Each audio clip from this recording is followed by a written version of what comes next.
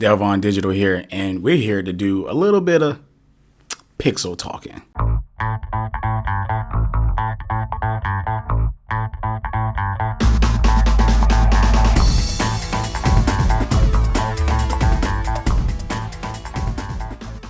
So I just want to kind of tell you about 5 things that I love about the Pixel, about the experience that I've been having with it, and why I kind of stick with the Pixel as my main device now.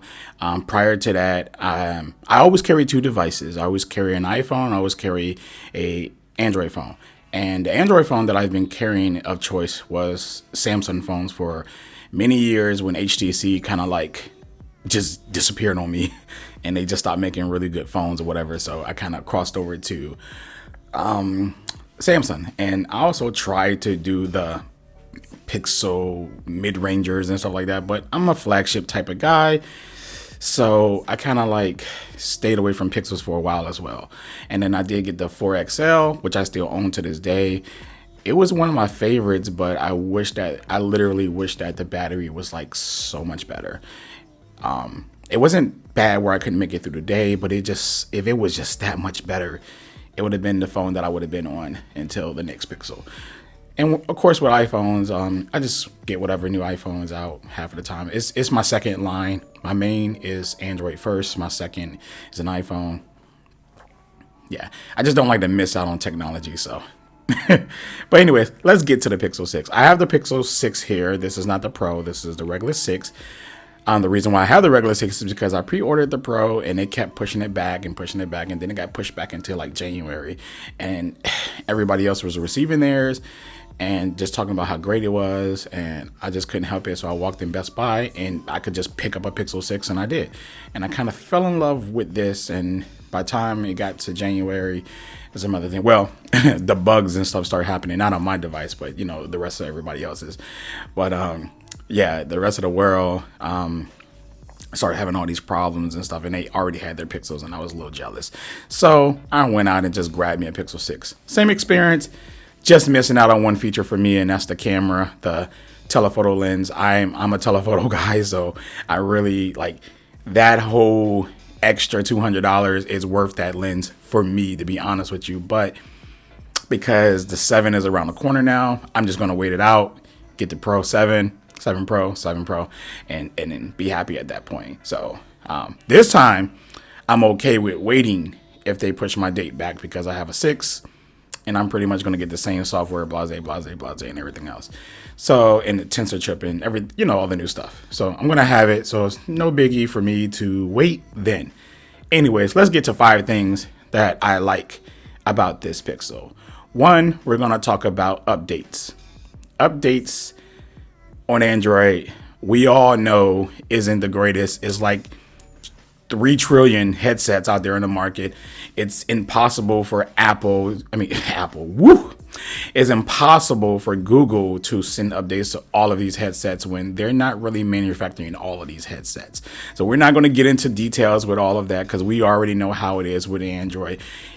Any company can license Android OS and from Google and make a phone and put it up there, and it's their job to pretty much follow through with the updates, unless Google decide that they're going to just make every phone in the world stock Android and nobody can skin it anymore, and then they just control updates and send it out to all the headsets. But that's a little far-fetched too. So anyways, updates is just like iOS.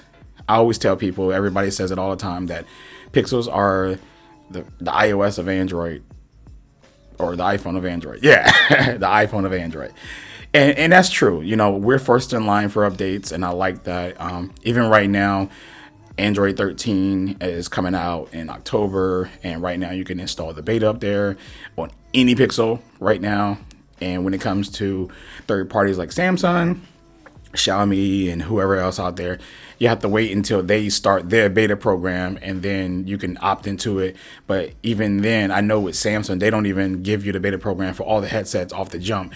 They'll do like their newest flagship first, and then triple down to like all the other flagships and stuff like that, and then other devices will get it months late. By the time you get your Android 13 on anything but Samsung's flagship, it would be will be on 14 beta. And, so yeah, that. So first in line with updates. The next thing is I want to talk about is the battery. The battery life has been the best I've used on a phone to this day. Keep in mind, I do not own the iPhone 13 series right now. I'm actually skipping that one and moving to the 14. So we're going to leave that phone out of this conversation right now. All right, cool. All right. So with that being said, this is the best battery I had on any phone that I've used so far or owned. And it gets me through a day. It can get me through 2 days. It could get me through 3 days or 4. No, I'm just lying. I could get probably 2 days out of it at max. Depends on my usage, but I'm guaranteed one day, not a problem. Burn through all my tasks and everything I do. Also, just to let you know that I am a light person when it comes to these phones. I'm not a gamer on these phones, and I don't do video. So what burns my phone battery is pretty much like social media, maybe some YouTube videos, but I always have a tablet, so I prefer to watch my media up there. And I would say phone calls and texting. Pictures. I take a lot of pictures, but I do a lot of pictures because I do a lot of camera comparisons. So yeah, that's pretty much the battery drain. I could go 2 days doing all of that stuff. So battery has been great. And there's 2 more things I want to talk about. The other thing is, sorry, I thought I heard something over there. That's why I looked. I was like, what the fuck is that? But there's 2 more things I want to talk about. The other thing is the software experience. The software experience up here is definitely among the best I've used on any phone as well. And this is including, other brands as well. This is the best software experience I ever had. This phone feels like a smartphone. Any phone that calls itself a smartphone prior to the Pixel 6 series is not a smartphone to me. To me, keep that in mind. This is a smart ass phone. It does a lot of things that's just behind the scenes that kind of like stay out of my way without me having to do things. And I'm gonna give you an example real quick. It's just it's not a stupid example, but it's like the simplest shit, right? So just imagine how, and you've done this before, everybody has, right? You're in, you go to the movies, or you're in a car with somebody, or you're in a store and you hear a song come on and you're like, oh man, what song is that? So you grab your iPhone or you grab your Android phone and you say, hey, Siri, what song is this? I'm sorry. I had to broke that down a little bit because I had to remember if any of my iOS devices in here has it activated, but I don't have Siri activated. But I do have Google activated. So you could say, hey, G-Man, what song is this? This is what you have to say, and then it'll tell you. And that's simple, right? That's not really that complicated. Some people use third-party apps like Shazam, which is kind of built into Siri now, I think. I can't remember it. But yeah, but you know what I mean. You get my drift. You got to say, hey, blah, blah, blah, blah. With the Pixel, I don't have to worry about none of that. I can just turn my lock screen on and look, and there is a song right there, just right there. That's the smart shit I'm talking about. It's right there already. If the song goes off and another song come on, I turn on my lock screen, it's right there. And then the best thing about the situation is I can click it, right, the song, and it shows up. And it tells me, all the information I need to know about it, which I don't care, the lyrics, and then it lets me pick one of my streaming services, whether I'm using my Apple Music, my Spotify, YouTube, and it does YouTube Music. All of those services I use on my phone. So it'll let me choose which one of those services I actually want to hear the song under, which I normally don't go back and listen to the song right away. I just hit it, add it to a playlist. To one of Spotify's my main right now. So I add it to my Spotify playlist first, and then I go back and add that same song to all the other playlists, because I'm like one of those idiots who use I use Google Music, Apple Music, and Spotify, and I have all the same music on all of those. Well, unfortunately, I do not have the same exact tracks on all, because sometimes Apple Music don't have that song and Spotify don't have it. But YouTube has like everything. And that's kind of why I like YouTube Music a little bit, because it has like everything. So yeah. So anyways, that something like that is like really, really, really smart. I like how when I set my alarm on Google, okay, that shit gonna go off. Sometimes that triggers it. I don't even know. I should just turn that jig off. Sometimes when I set my alarm, you can actually add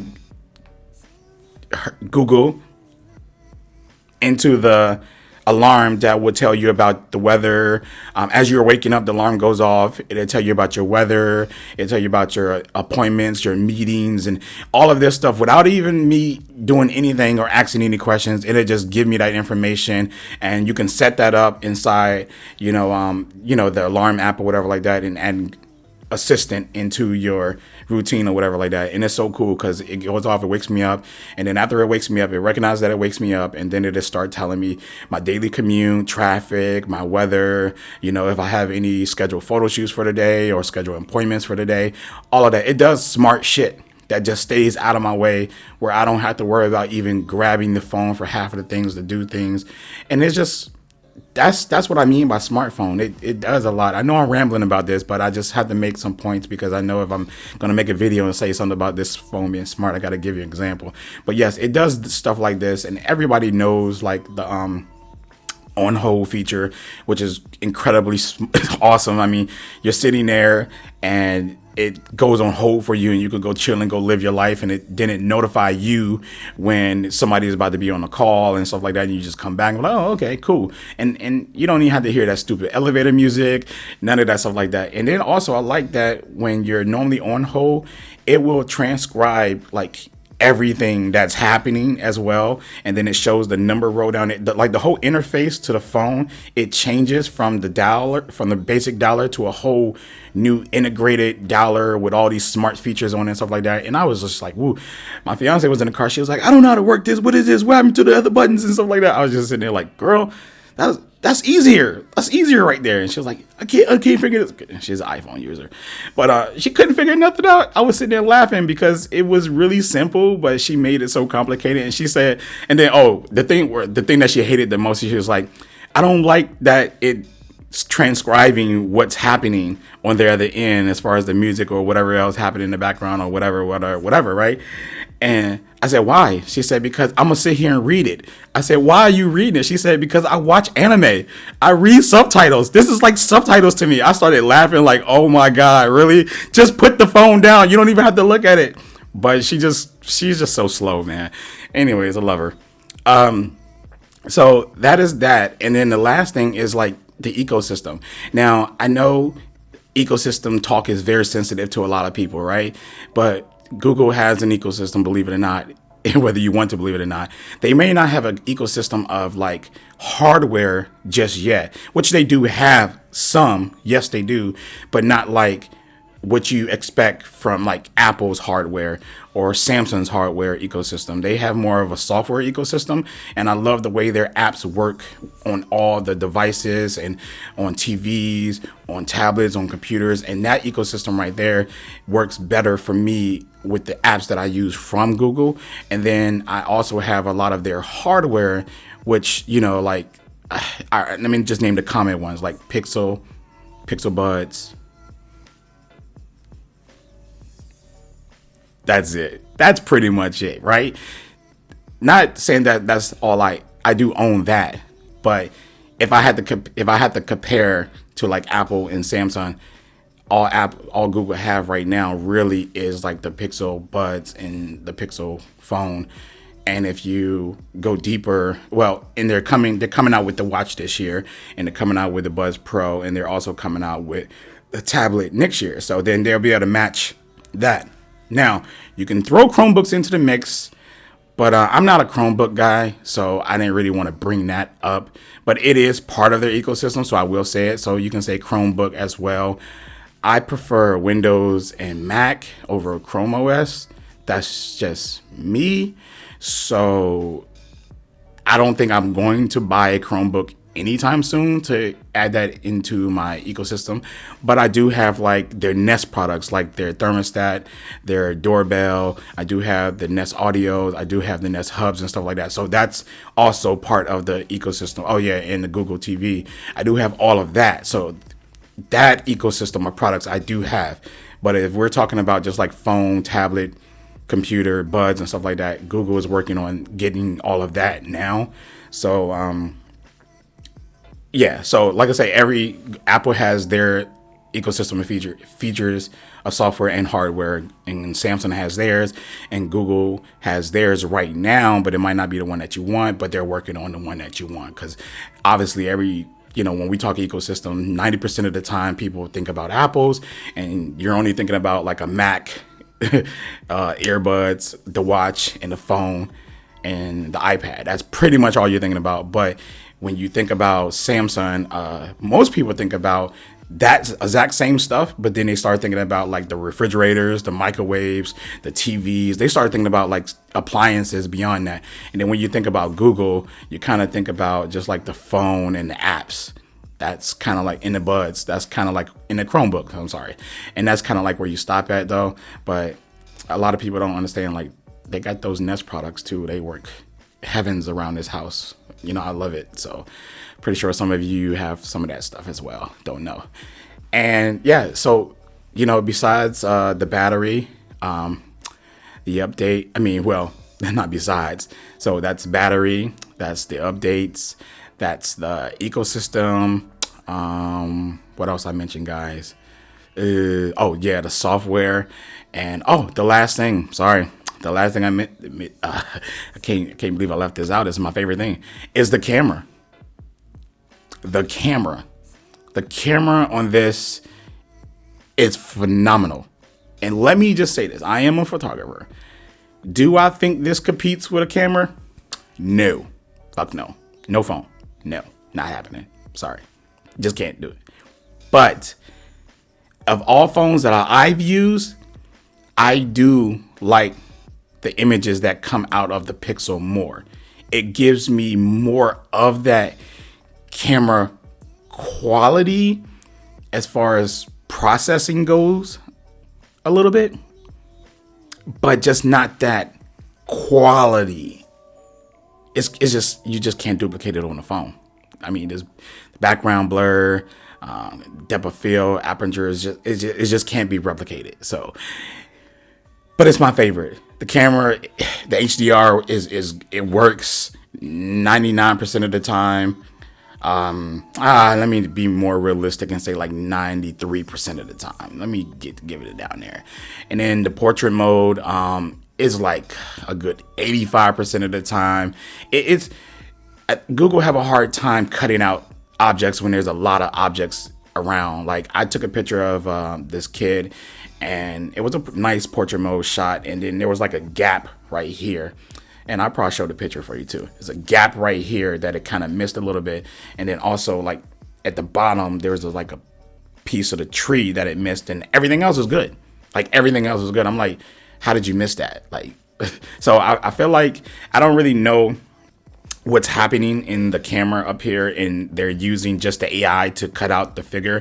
I feel like if they really had a true depth sensor in here, if they don't, if they do, correct me in the comments, please, because I'm not, to be honest with you, when Google or Apple or Samsung do these presentations and stuff, and they talk about all the stuff about the camera, I really don't care about what they're talking about. I just need to know if it has portrait mode, how it works, and how good it works, and the quality of the photos that come out, how's your raw files. I just need to know that stuff or whatever, because I don't really rely on these cameras too much for my photography at all. So a lot of things are less important to me about that. But I feel like if Google had like their new on the Pro, they have a telephoto, 4x telephoto, and I seen phenomenal natural background blur, and I'm like, okay, so that's what I need. That's why I'm kind of mad I don't got the Pro now, but I was like, that's what I need. That's what I need right there. So anyways, if they do have a depth sensor here, let me know. I don't really know, but I feel like no matter where I'm standing at with the Pixel, I can take a portrait mode shot. I don't have to be a certain distance. Apple and Samsung, I got to be a certain distance, and then they cut it out perfectly and kind of like get a good natural feel to it. Pixel just be like, yo, just stand right there and take a picture, and it works, and it tries to use the AI to cut it out. But anyways, if they had a true depth sensor to measure, where we got to stand and stuff like that, I feel like they would just blow everybody out the water if they did have one, functioning like Samsung's or Apple's or whatever. But correct me again if I'm wrong. They probably do have one, and they just heavily rely on AI to do all the work, I guess. So, because like I say, I don't have to stand a certain distance to take a portrait mode shot with the Pixel. It just takes it wherever I'm standing at. I know with the iPhone, they'd be like step closer, step back. Samsung, step closer, step back. You know, so those are two phones that are the phones I use. That's why I keep bringing them up. But yeah, so the camera quality is phenomenal. I post a lot of pictures up there online using True Tone, showing everybody how good True Tone is. True Tone is really amazing. To believe it or not, I am very happy being a darker skinned person that it actually gets my skin tones right. I think I can appreciate that a lot more than, you know, than what everybody else is doing right now. And not to bash anybody else brand or company. I'm just saying that all the other OEMs need to get on board with real tone. They need to focus that. I always said this to some people. I felt like these cameras have always been tested on lighter people. I mean, hell, even Canon had something, an advertisement where they were talking about auto tracking, making auto tracking better for darker people. I'm like, bro, do y'all not test these cameras on darker people? You just go find some lighter skinned people, and you know what kind of people I'm trying to say, but I'm not saying it, but you know what I mean. You're testing it on these people and then you're putting it on the market, and it's like that. Because I noticed that when I'm shooting much lighter people on my camera, the eye tracking and everything, it locks onto them. But darker people, it loses it sometimes, the contrast, or I don't know, it may be, I don't know, it just doesn't work as efficient. And I noticed that, but I noticed like they sent software updates to fix all of that, so it's gotten so much better. So I don't know who they're testing these cameras on, you know, but I'm just assuming that it's not darker people, because the fact that you have to make a whole advertisement about the situation, meaning that you just tested it on certain people in the back of the building of your headquarters, and be like, okay, yeah, this is pretty fast. Now, Jimmy, run over there. Okay, all right, it's good to go. Hey, Bob, you can hit those keys over there and make sure. And Bob is like my color or something like that. Like, come on, man. I should have said Bobby. Anyway, but yeah, I think that everyone should definitely adapt real tone. I really want Apple to adapt it the most. I don't really care for Samsung's cameras. I've never really been a fan, even though I've been using the phones for a long time. But I always adored Apple's cameras or whatever like that. Second best to the Pixel to me. Before they used to be number one, before Google decided to drop their own phone, which was the Pixel, and I was just like blown away.